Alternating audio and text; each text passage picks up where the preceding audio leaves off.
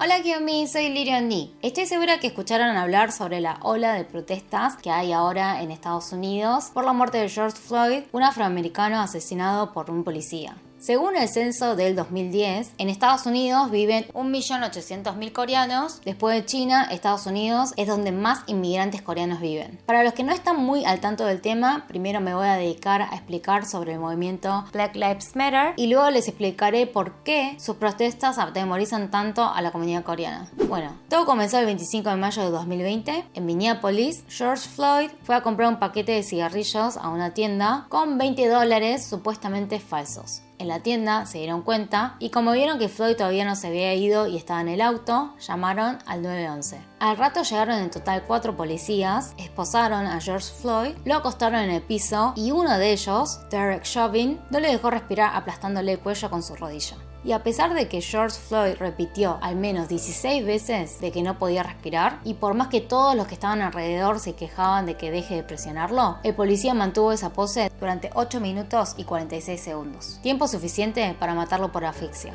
Todos los años aparecen noticias de esta índole en donde policías hacen abuso de poder a afroamericanos, que los tomen de sospechosos solo por el color de piel, el gatillo fácil, el exceso de brutalidad, aún en situaciones innecesarias. Ante esto, los afroamericanos se sienten discriminados porque este tipo de abusos no pasa con gente blanca y que la justicia siempre esté del lado de los policías lo consideran como un acto de racismo. Concretamente, el movimiento Black Lives Matter, que significa que las vidas negras sí importan, nació en el 2013 luego de ver que hayan dejado libre a George Zimmerman, aunque haya matado a un adolescente afroamericano de 17 años llamado Trayvon Martin. Zimmerman, que era coordinador de vigilancia en un barrio privado, empieza a perseguir al chico porque le parece sospechoso, porque últimamente había robos en el barrio. El hombre atacó al chico y en medio de la pelea le disparó supuestamente en defensa propia. El chico estaba desarmado, llevaba solo un poco de plata, caramelos y un té helado. Aún así lo mató y, como les dije, quedó libre. ¿Quieren escuchar más casos? Tamir Rice, un niño afroamericano de 12 años que estaba jugando con una pistola de juguete y la policía lo mató porque pensó que era real. Como fue un error,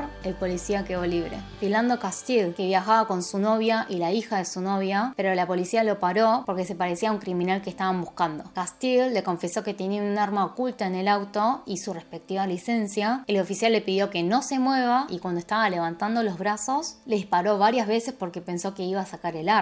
Este policía también fue absuelto. La verdad que son muchísimos casos y justamente el más reciente fue la muerte de George Floyd, que sumado al malestar general de la pandemia, el 26 de mayo muchísima gente salió a protestar en varias ciudades del país. El primer día las manifestaciones fueron pacíficas, pero rápidamente se volvió violento. Empezó la tensión entre los manifestantes y los policías, algunos empezaron a romper e incendiar todo y aprovechando la situación, una parte empezó a saquear y dañar restaurantes y comercios. Por otra parte, la actitud de los policías fue también brutal, tirando gases lacrimógenos y balas de goma incluso a periodistas y a niños, también arrasando con el móvil a los manifestantes. Un incidente insólito fue que arrestaron en vivo y en directo a un periodista afroamericano, a pesar de que él tenía permiso y encima le había preguntado antes a los policías dónde quería que se ubique para no molestarlos. Put us back where you want us. We are getting out of your way, so...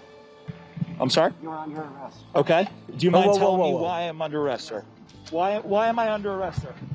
Sin embargo, lo arrestaron igual, no solo a él, sino al camarógrafo y al otro integrante del equipo. También estaba un periodista blanco junto a ellos, pero no fue arrestado. Este es el local de un coreano que vive y tiene un local en Minneapolis. Dice que empezaron a saquear su local y por más que llamaba a la policía, no venían porque tenían saqueos por todos lados. La impotencia que da quedarte solamente viendo cómo saquean tu local durante 5 horas hasta que no quede nada. Los únicos locales que no saquearon ese día fueron los locales donde había un cartel donde decía que pertenece a afroamericanos. Se han reportado al menos 76 locales de dueños coreanos que fueron saqueados. En este momento, más de 75 ciudades están protestando y desde que todo comenzó, al menos 12 personas fallecieron. Esta situación es traumática para los coreanos que viven en Estados Unidos, en especial los que trabajan en el barrio coreano que queda en Los Ángeles, porque existe un antecedente similar en 1992 que terminó siendo un enfrentamiento entre la comunidad coreana y la afroamericana. ¿Qué pasó en 1992 en Los Ángeles? Justo un año antes, en 1991, un taxista afroamericano llamado Rodney King fue perseguido en la autopista por la policía de Los Ángeles por exceso de velocidad. Cuando lo pudieron parar, se había resistido a ser detenido, pensaron que estaba drogado, que en realidad no lo estaba, y los 4 policías lo agredieron brutalmente. Todo esto fue filmado por un vecino y este acto de violencia se hizo conocido por todos. Esto desató protestas y el enojo de la comunidad afroamericana, que ya llevaba años denunciando las actitudes racistas y violentas de la policía. Cuando en abril de 1992 se enteran que el jurado dejó sin culpa a los policías que habían agredido a Rodney King, la ira y la indignación de la comunidad afroamericana se descontroló y ni bien escucharon el veredicto salieron a las calles a protestar. Lo mismo, al principio era pacífico, pero rápidamente se volvió muy violento y convirtió en Los Ángeles en un caos. Incendiaban, saqueaban, asaltaban la ciudad, destruían negocios y violentaban a gente inocente. Solo el primer día murieron 12 personas. Esto claramente era un problema entre la policía y la comunidad afroamericana.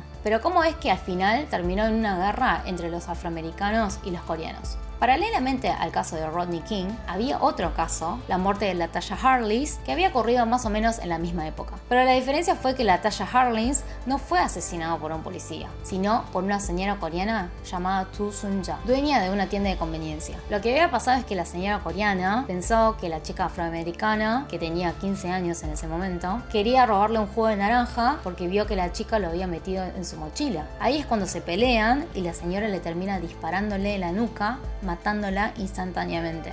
Entre coreanos y afroamericanos ya existía una cierta tensión racial. Los coreanos estaban cansados de las delincuencias de generalmente afroamericanos y los afroamericanos le tenían bronca a los coreanos porque no les daban trabajo, por malos tratos o porque les parecía caro los precios que tenían. Y encima la barrera idiomática lo empeoraba. Al final a la señora le terminaron dando una pena bastante leve, 5 años de libertad condicional, 400 horas de servicio comunitario y $500 de multa, y esto hizo que la relación entre las dos comunidades empeoren. Pero ¿fue por esto que empezaron los disturbios en Los Ángeles? No, en realidad había empezado por un problema entre la policía y los afroamericanos, por el caso de Rodney King. Pero la prensa y los medios televisivos empezaron a poner el foco de atención al caso de LaToya Harless con la señora coreana, que ya era un asunto pasado, pero lo hacían ver como si el problema fuese entre los coreanos y los afroamericanos. Además, cuando empezó el disturbio, la policía solo fue a proteger a barrios donde viven más gente blanca y adinerada, como el barrio de Beverly Hills. Toda esa zona estaba bloqueada y protegida. Entonces, el lugar libre de policías e ideal para ir a descargar el enojo de los afroamericanos, naturalmente fue el barrio coreano. We have no police support whatsoever. This is not fair! This is not fair! It's not right what y'all do! It's not right! Our kids from the ghetto too! Blame it all of you did! El 90% de los locales coreanos terminaron siendo saqueados y destrozados. El trabajo y el esfuerzo que muchos habían destinado de por vida se esfumó en un instante. George Huang woke this morning to find his mini mall burnt to the ground. A loss of $1.5 million and a lifetime of dreams and effort. I don't mind that. Whatever they need, take it out. But why they burn out the property? That's my question. Sin esperanza de que la policía los venga a ayudar, los dueños de los locales coreanos se organizaron para defenderse ellos mismos. Como todos tenían hecho el servicio militar, y hasta algunos eran veteranos de guerra, se entendieron perfectamente y rápidamente dieron una respuesta organizada hacia las masas violentas. 그때 막 총 쏴고 그래도 근데 사람을 겨냥하진 않았어요. 방어용이지. Días después intervino el ejército y el 4 de mayo, en el sexto día del disturbio, la situación estuvo bajo control. 55 fallecidos, 2.383 heridos, más de 13.000 detenidos y más de $1.000 millones de pérdidas económicas. Este fue el balance de los disturbios de Los Ángeles en 1992. Hubo aproximadamente 3.600 incendios que destruyeron 1.100 edificios. En algunas zonas, la llamada de los bomberos era cada un minuto. No solo quedó afectado el barrio coreano, que el 90% fue destruido, también fueron destruidos muchos otros locales no coreanos. Volviendo al tema actual del día de hoy, se entiende por qué los coreanos tienen un trauma y están muy asustados por la situación, pero a diferencia de 1992, el tema actual es mucho más general y ya hay noticias de que esta vez sí cuentan con protección militar. Acá hay que aclarar que dentro de los manifestantes están los que realmente quieren protestar y después hay otra gente que solo aprovecha de la situación y saquea. Y de los policías también. Hay policías que son dignos y hay otros policías que abusan de su poder. La verdad hay de todo. Hay manifestaciones que se están haciendo de forma pacífica también.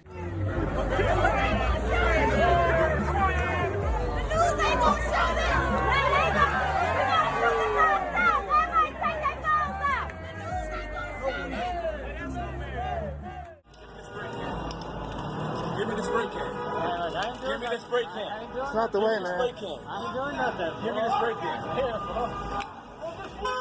Incluso el hermano de George Floyd salió a suplicar que dejen la violencia porque literalmente están matando por segunda vez a su hermano. Aunque el movimiento y la lucha sea digna, creo que hay muchos coreanos que no se animan a apoyarlo porque puede ser que se malinterprete que están apoyando la violencia y los disturbios que más se ve en los medios. Los fans internacionales del K-pop le están exigiendo a sus artistas que muestren apoyo a este movimiento. Esta es la carta pidiéndole a Big Hit, la empresa de BTS, que demuestre alguna posición al respecto. Pero la verdad espero que tomen un poco en cuenta todo este contexto y respeten la decisión de sus artistas. Por ahora los que mostraron apoyo y donaciones, la gran mayoría son raperos coreanos como Jay Park, Tablo, Drunken Tiger y también los que son de nacionalidad estadounidense o hayan vivido gran parte en Estados Unidos. Como Jay de Day6, Mark de GOT7, Eric Nam, Samuel Kim, Tiffany de Girls' Generation y también hay un par como IHI, Crush, las chicas de Momoland, Yeri de Red Velvet y de a poco vemos que se van sumando un par más. Por otro lado, no es mi intención restarle protagonismo a este movimiento, por algo le dediqué toda la primera parte de mi video para explicarlo, pero creo que hizo que todos podamos reflexionar acerca de la discriminación, porque no solo pasa en Estados Unidos, sucede en el lugar en donde vivís, en cualquier parte del mundo.